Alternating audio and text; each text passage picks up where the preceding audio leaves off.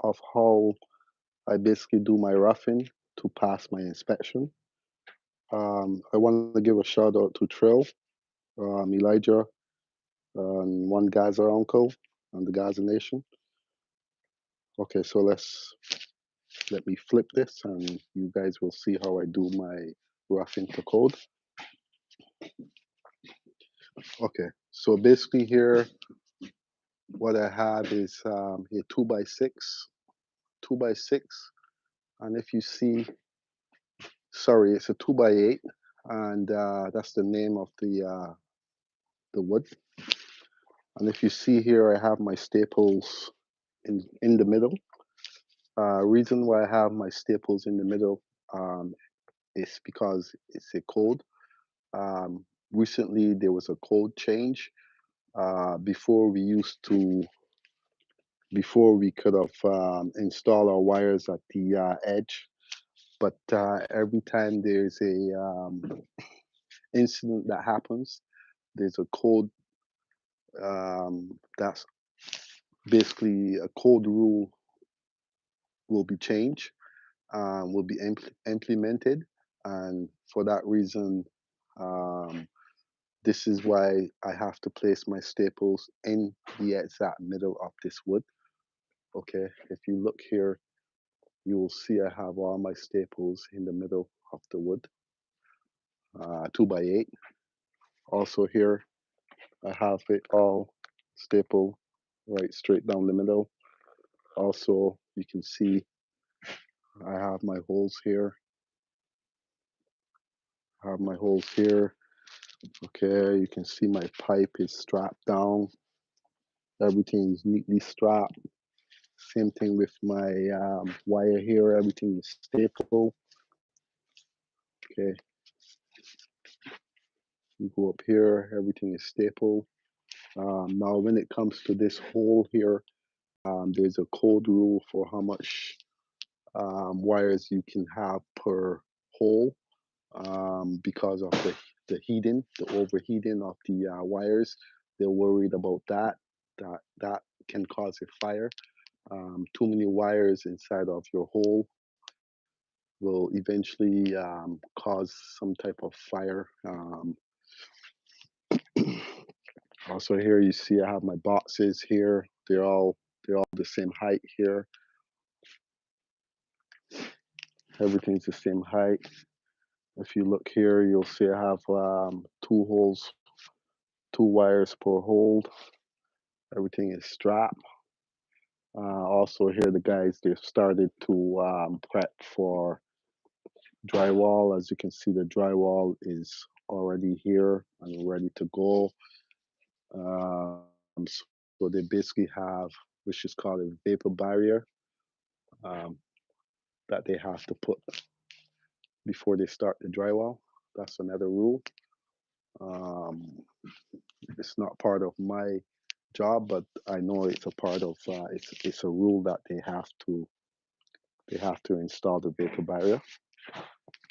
Also, if you go here, you'll see how I have my 2x4, which I place behind this box. So anything that's bigger than a regular roughing box for a receptacle, if it's a 2 gang box, 3 gang box, 4 gang box, or even a 4x11 16 box, it has to be some kind of bracing behind of your box. Reason for that is when you go to install your device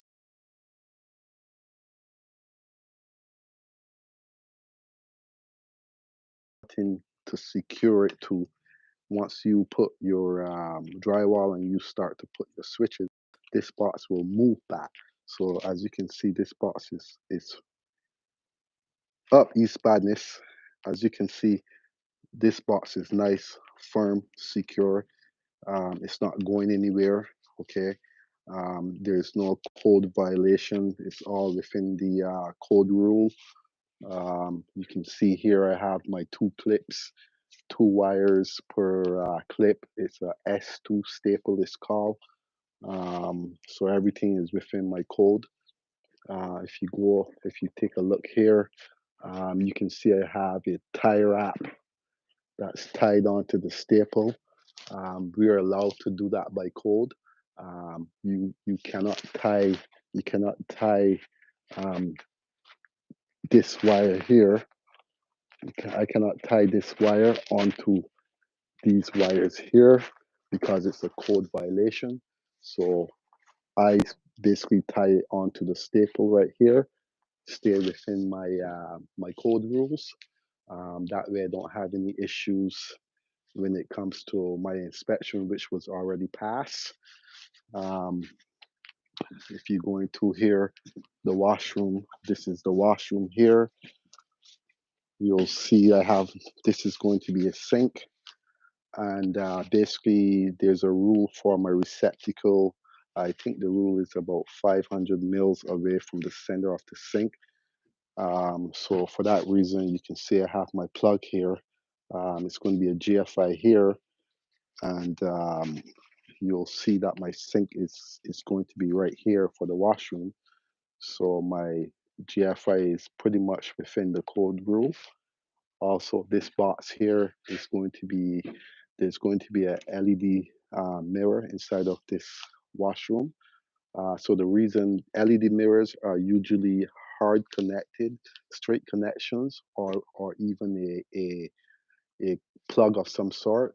So as you can see, I have my box already in place just in case there's either I have to put a receptacle there or I have to do a direct connect of some sort. It would basically pass code. It's a code rule. If it happens to be a straight connect, you will see at the end of the job where I would basically take a blank cover plate and I will make my connections inside of this box and it will be safe to code. No fire will escape. Everything will be secure. Um, Here also, this is a different type of box. It's called a 4x4 um, 4x4 box. I'm going to be, this is basically for the thermostat for the floors. There's going to be heated floors. So this here, I basically use this to turn this into a single device. I can also use a um, two gang plate, plastering it's called, which will give me two switches. But I don't need two switches here. I just need one switch. So for this reason, I use this single gang plastering it's called. Also, this here, I think I might have to, now that I'm checking this out here, I might have to change my switch to the outside because it's going to be a code violation. Um, when I say code violation, this switch right now is sitting on the inside, and normally they don't want you to be able to get out of the washroom and be able to touch that switch. So if I can take my arm and I can stand in the shower and I can touch this switch, that means that it's not supposed to be there. There is a rule for it. So I will have to double check and see if I'm within that rule. But from my experience, I don't think that I'm within that rule. I'll have to double check that. Okay, and then we're going to go over to, Brian, we're going to go over to this area here. Like I said, it's a three gang box. It's a two gang box.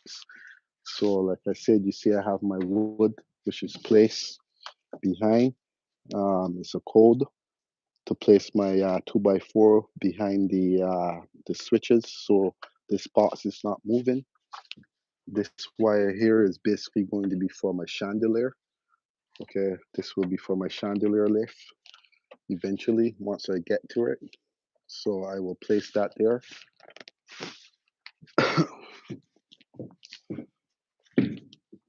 Then I'm going to go into this room here. As you can see, I have another couple of switches here.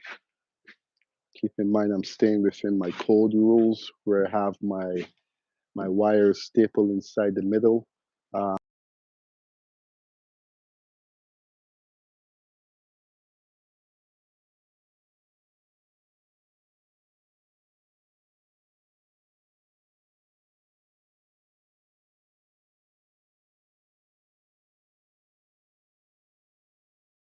Also, you can see I like to mark my wires.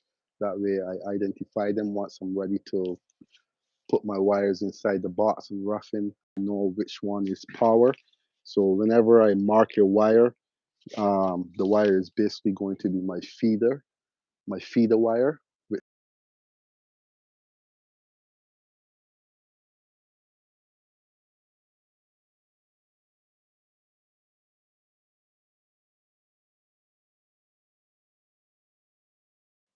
This set of Morets here is basically my power.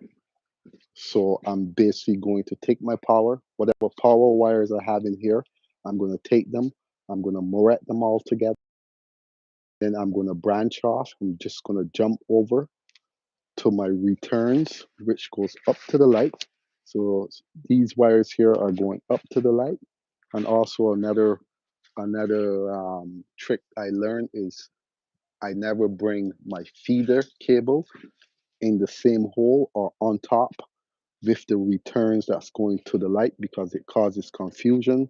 So I normally will go to the bottom. I will keep everything separate. So these cables here are basically my feeder cables to the bottom. These cables here are all my returns going to the light. And I will just tuck them inside and wait for roughing. I also keep in mind that once these guys start to drywall, they're going to probably try to cut and do the work a little bit faster, so they might nick my wire. So I take my connections and I go all the way to the back because they're going to use some kind of rotary saw to cut around. So if the wires are at the edge, they're going to damage my wire and it's going to be a problem. So I try to avoid all of these mistakes. Then you go here, you can see I have my receptacle here. I have it clipped. This is basically an S1 staple. I'm only allowed to have one wire per staple. Um, you're gonna see here, I have my hold here. Normally I would put a protection plate here, but I don't believe that I'm within the code rule.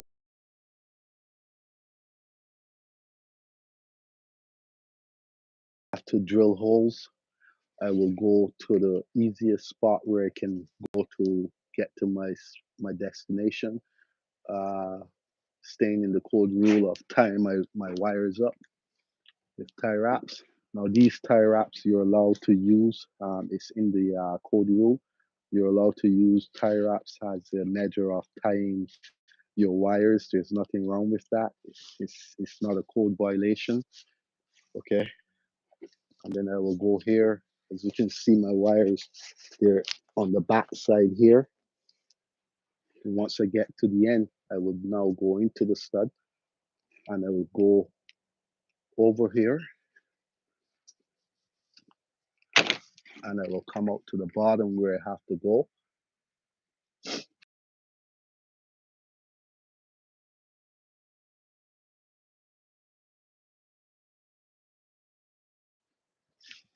And then if you go up here, I have my TV here and I have my data that I pulled in. Okay, reason why I pulled in the data is because um, at the beginning of the job, the customer didn't want data, but because it's such a big house, to use Wi-Fi, it wouldn't work. By the time the signal reached upstairs, it basically would be too low. So um, I eventually was told that I can run data cable throughout the house. So that's why you see for every room I have a data cable. So this room here is basically going to be a sitting room. This is going to be a big open fireplace here, and they're going to mount their TV on the top here. And then if you go into this room, this is going to be the master bedroom. I have my smoke here. I have my pot lights. I have speakers in here. There's going to be 4 speakers in here. As you can see, they all have their drywall ready to go.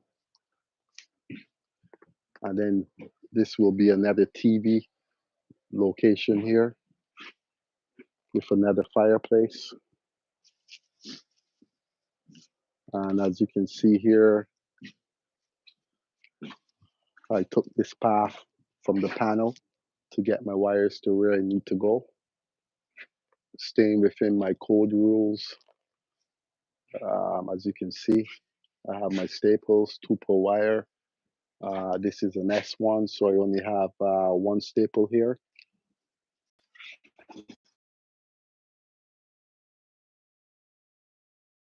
Control 2 lights in that location. And now these are the plugs that's going to be inside of this room.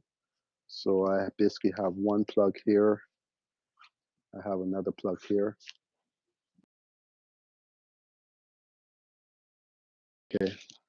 Now there is a code rule of how far you're supposed to have your receptacle from the once the door opens up. So this door, there is a code rule where I'm supposed to have it plugged within a certain feet of the end of the room. So you can see I have my receptacle here. Then I have 1 more here inside this room. And then on this wall here, basically every receptacle, every wall will get a receptacle. That's the code rule. So you can see, and there's a distance that you're supposed to have your receptacles. Now these cables here, these cables are basically my speaker cables and my shade windows Lutron cables.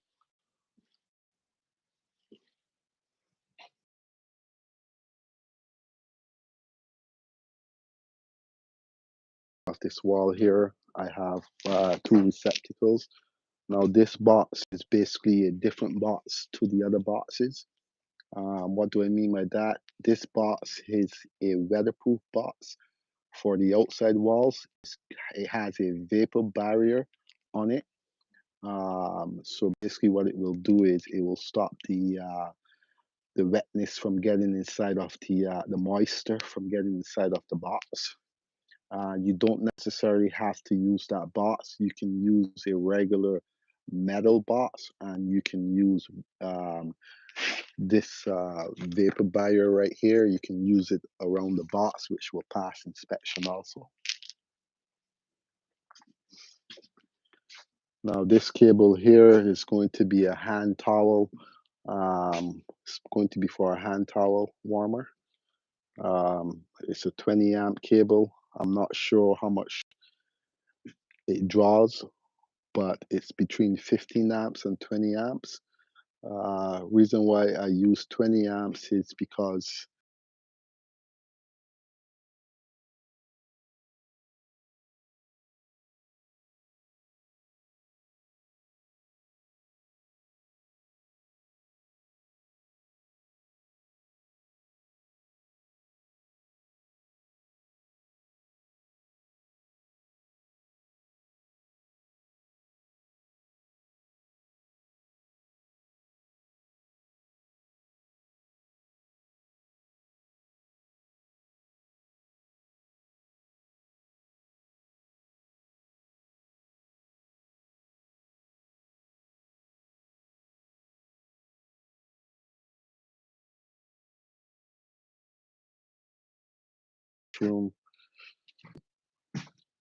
this is going to be a niche light in here. So I go for the niche circuit. And as you can see, I have my switches here.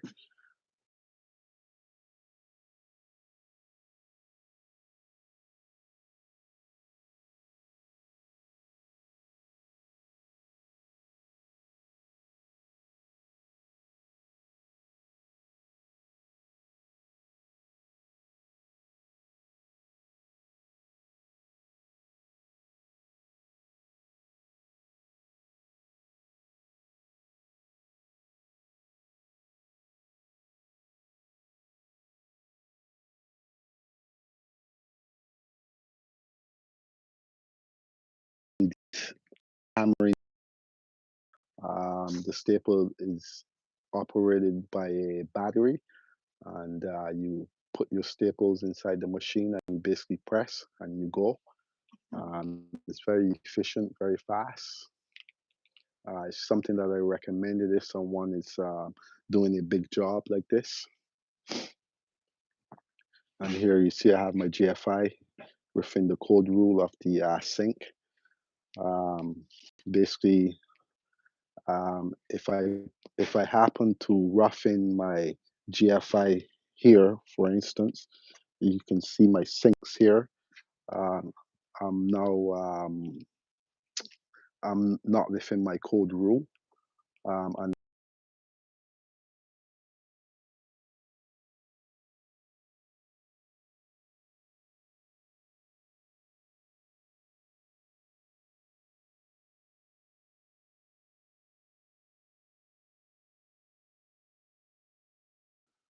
as you can see here, all my wires are just stapled right in the center of the stud.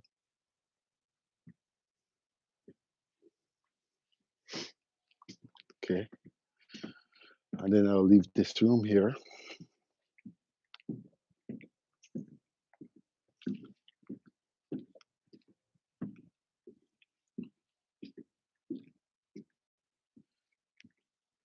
As you can see here, I have another four. This is a 4-gang box, and I basically place my support here. As you can see, I have my core line. It's called the trade name. Everything is strapped down. Again, this is a 20 amp circuit I'm feeding it with. So this wire here is a little bit 20 gauge wire, 20 amp 12-2 it's called, 12-2 Romat.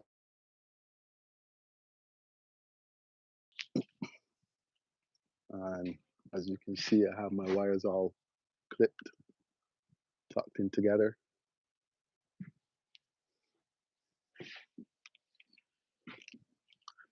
And then here, this is going to be a sink in here, double sink. I'm gonna have a double sink. I'm gonna have 2 lights on the top. There's gonna be 1 light here. There's gonna be another light here.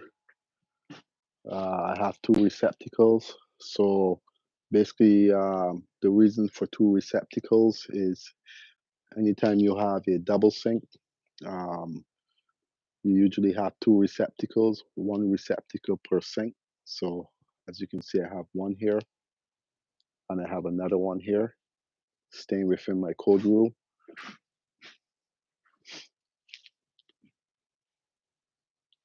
And then this area here, there's going to be another niche.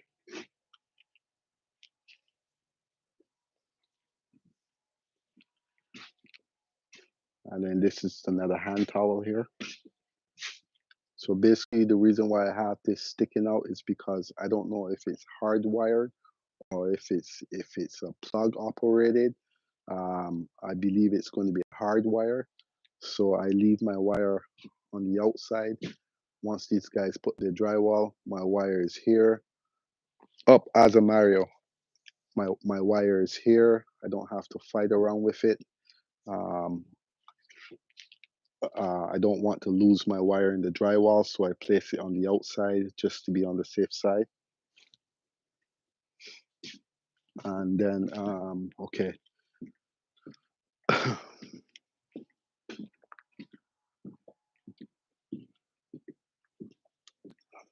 And then we go over to here. As you can see, this is going to be my chandelier over here. So I have this cable here will basically be what will be used to lift my chandelier up. One uncle. This cable will be what I will use to lift my chandelier up. So I just have it all prepped and ready for my chandelier. Once they're done their drywall and whatever they're done, I can basically get to work. Like I said, the drywall is here, it's ready to go. I'm just waiting for these guys to install the drywall.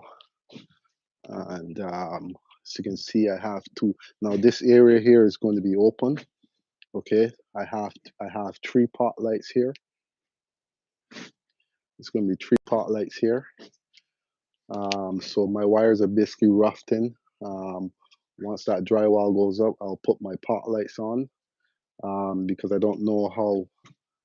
I'm assuming they're going to leave this wood until the end of the job, because I still have to work with the chandelier lift, and I still have to work with the my shade windows. So this is the cable that I use for my shade windows.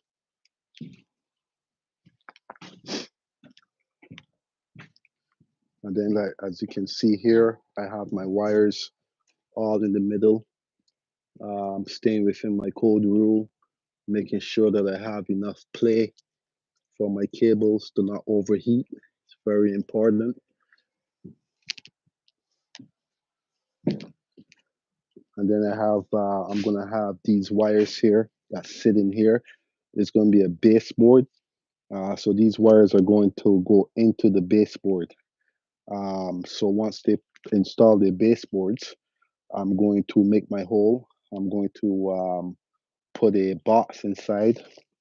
Um, it's called a rework box. I'm going to be using to install my plugs inside of that baseboard. It makes it look a lot neater at the end of the job. It makes the house look a lot professional and more expensive.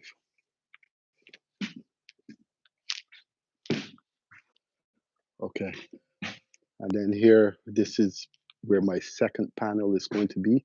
So yesterday, breathe.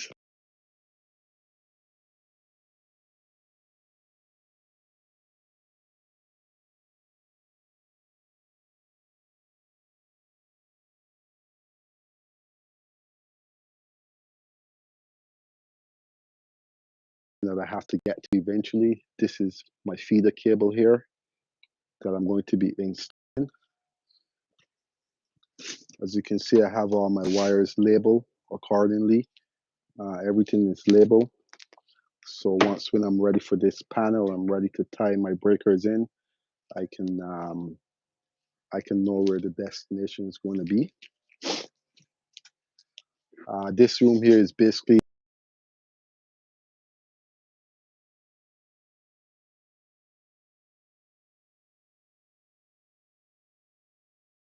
14-2 or 12-2, but it's a 14-2 wire, 14-2 AC90 armor cable it's called.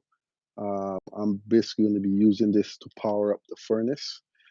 So when I say power up the furnace, as you can see, I have my switch here. There is a rule for having your switches.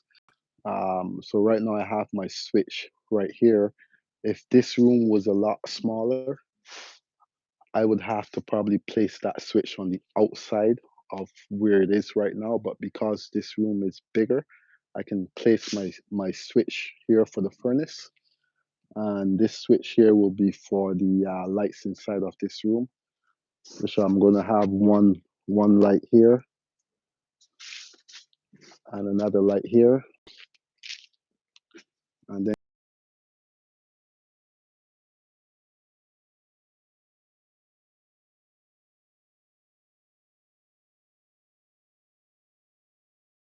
receptacles for my boilers.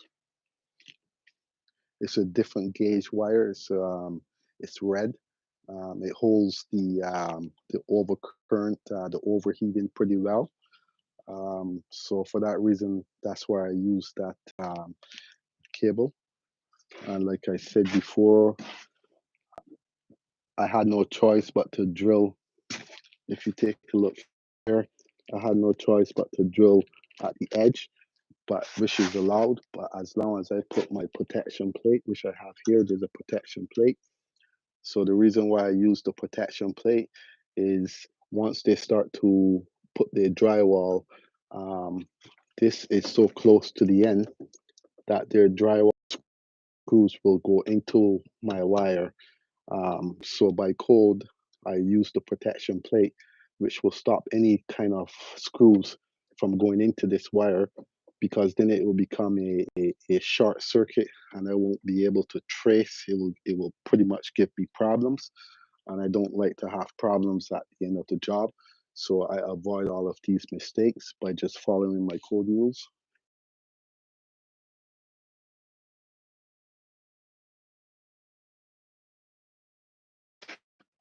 And here, this is,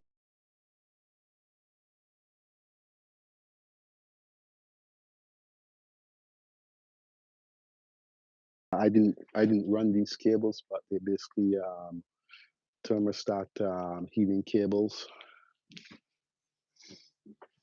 And you see here I have another receptacle inside of this room, just in case they want to put their they need some kind of power for anything. There's a receptacle I have sitting here.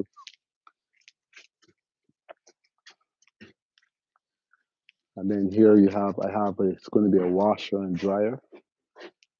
So I have my dryer here. You see my dryer cable. I stay within my code rule. My staples are all inside the middle of the 2x8. I have my box as a backing. I have my 2x8 as a backing to support. It's basically used as a support. And then inside this area, all I'm going to have here, I'm not sure if the client's going to want anything else inside this room, but for right now, I just have a couple pot lights here. I have there's going to be two lights. I'm not sure what they're going to be. Hanging lights. And I have my fan for here.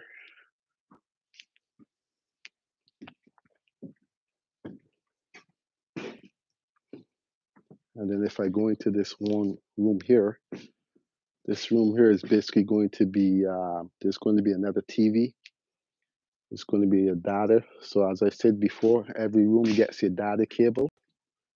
So as you can see here, this here gets a data cable here. Here, that's a data cable. As you can see here.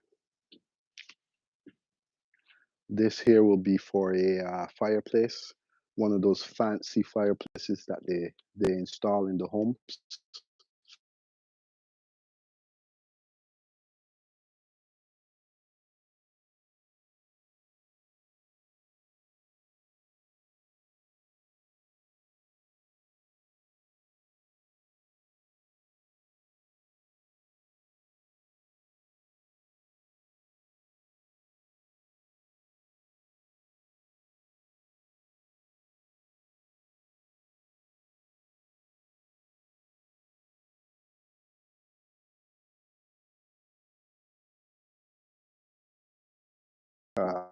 I staple, I make my holes in the middle of the 2x8. I never go to the edge if I don't have to.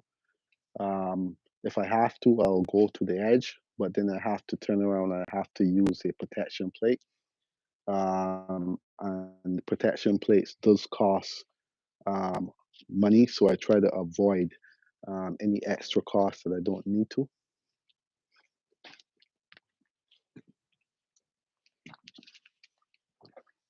And then we go into this room here. This is basically a closet. And they have all their like spotlights here.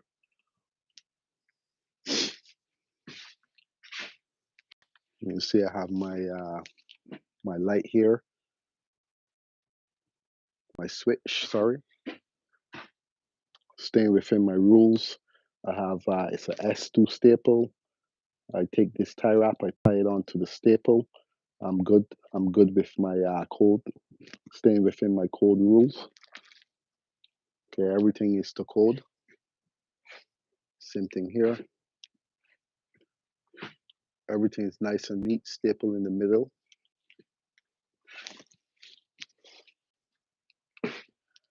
And then this wire here is basically, I have some outside pot lights. I'm not sure why the drywallers keep removing it, but this wire is supposed to be tucked on the inside. Once they put the drywall and once I'm ready, as you can see, this here, I don't know if you can see on the outside, is where that wire has to go. So I have to use some kind of scissor lift to get up here to be able to make new holes to give them some lights in this area. Now this receptacle is basically for a toilet. So like I said in my previous videos, toilets, the new style toilets require a plug. They require power. It's basically one of those toilets where you once you turn it on, once you plug it in, you give power to it, you'll see the light inside. It does some funny stuff. I guess it's the new generation, new technology. You see here, I have my GFI staying within my code rule, away from the center of the tap, and I have my Lutron. Sorry, not my Lutron. My LED. This is going to be for my LED mirror. And then here I also have my backing again, my 2x4, 2x8, and 2x4. Once I move this, it's not going anywhere. This also, same thing here. It's not going anywhere. It's protected. I'm within my code rules.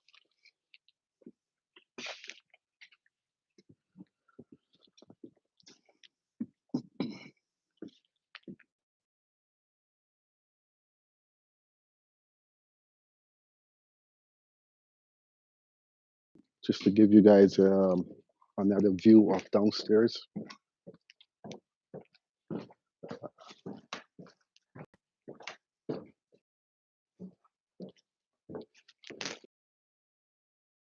Um, the entrance, of the home. As you can see here, I have this is basically going to be my security wire. Okay, this door here is just a temporary door. Once they're ready to rough in, they will remove this door and install some kind of fancy door that they're gonna have ready to go. This here is basically just for my security keypad for the alarm system. This is going to be my switches.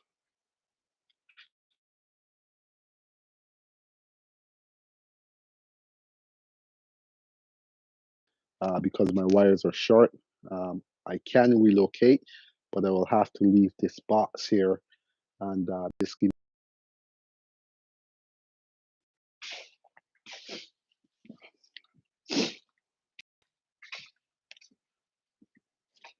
And then you have this room here.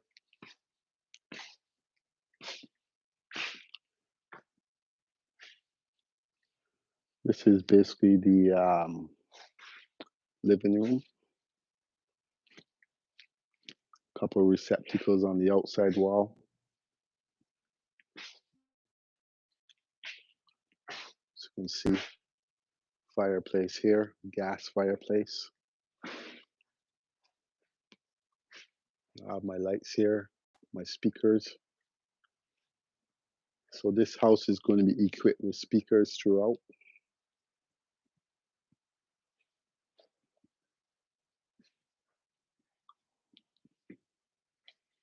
Then I have one plug ready to go for my LED strip lights on the top. There's going to be LED strip lights in this room all the way around. All the way around. This stairs is just temporarily, so it's going to get removed. It's just a temporary stairs. As you can see, I have my switches here. I have everything supported with a 2x4 here. It's a different type of box I use. Same thing here. Okay, and then I'm going to go downstairs just to finish off the video for just a couple minutes. I'm not sure if Gaza is going live, but I'm going to go downstairs and just finish off, and then I'll do another video.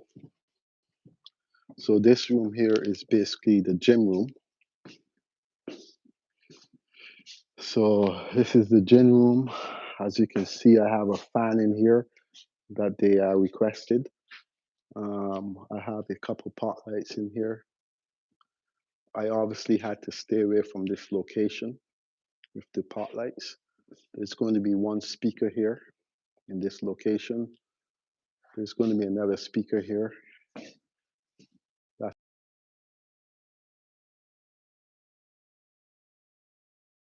And there's going to be one more pot light here. And as you can see, I have my insulation between the duct and the wire to stay away from the fires that do happen in homes with the duct and the wire touching. So for that reason, I place my insulation between the duct and the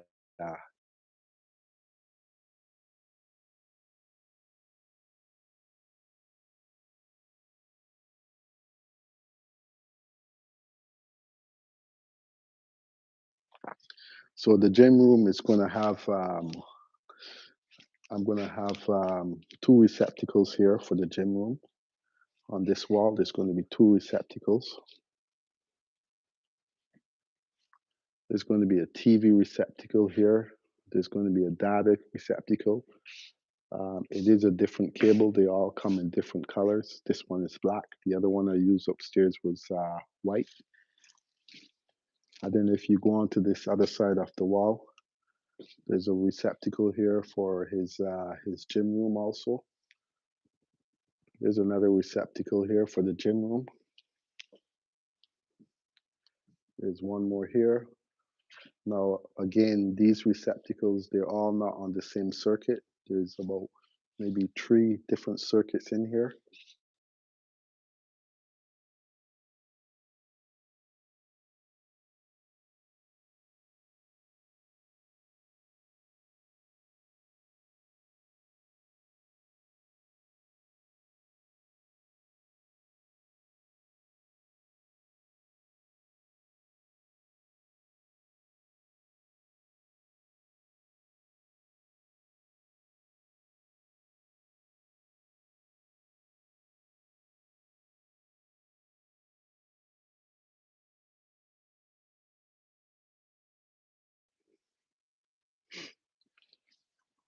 And as you can see here, how I have my wires all tied down. I try to avoid any issues. So I tie all my wires. I put a 2x4 on the top if I have to avoid my wires.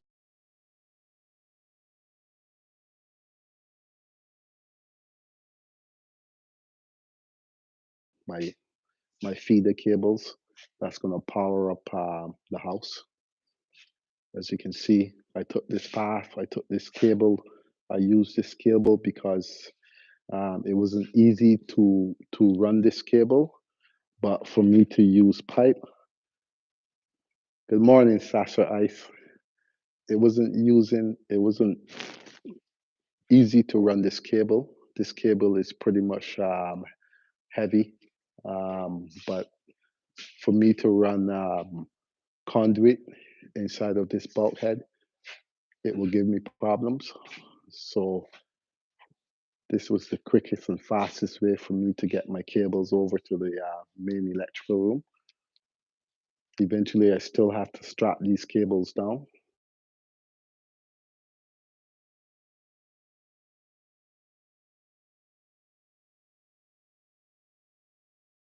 400 amp cable. It requires 400 amp service. It requires in the code for you to run parallel runs. So that's why I have 2 sets of cables here. And then as you can see here, I have my wires just just in the middle of my plywood, 2x4, sorry.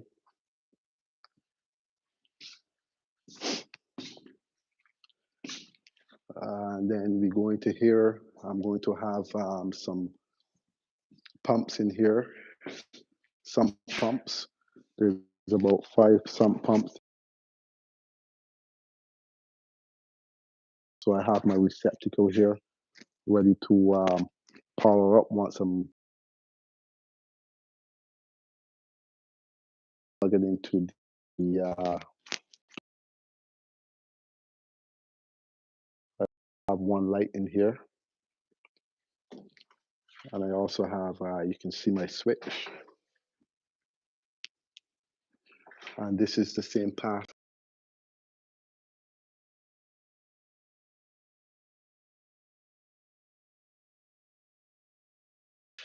And I have one receptacle here. I have 2 receptacles here.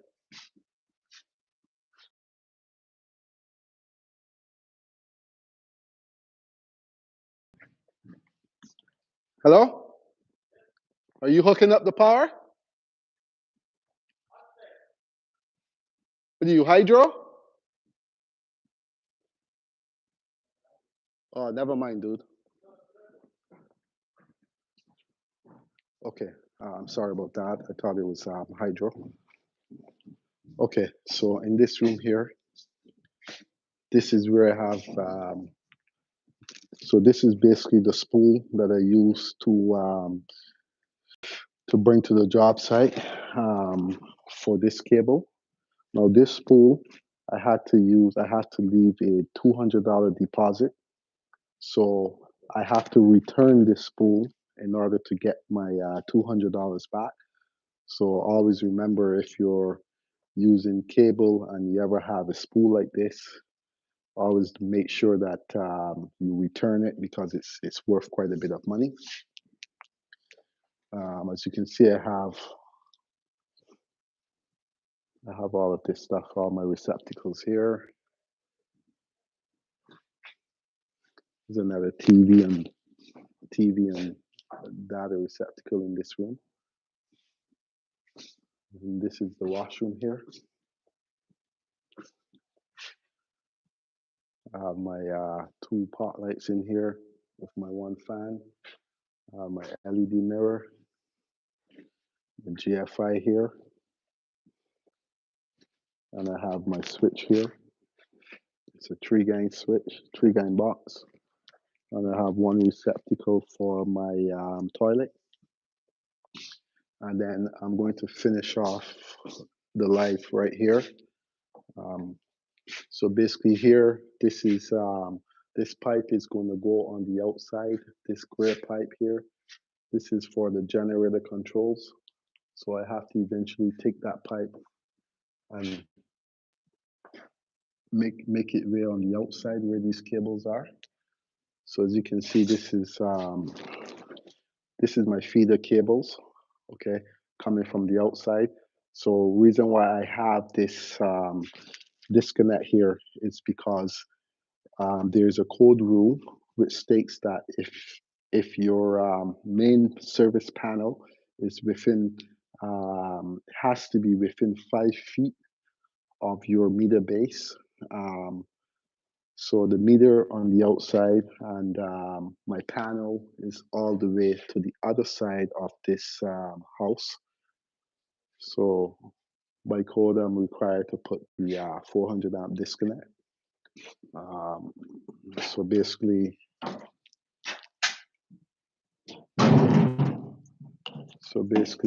this 400 amp disconnect, this is what it looks like. And I'm basically going to be powering this disconnect up soon to have my power inside the house. Okay, so I will have my 2 parallel feeds here, my power going in, and then I will have these other 2 cables here, which will be my power going out. And it will basically power up this house.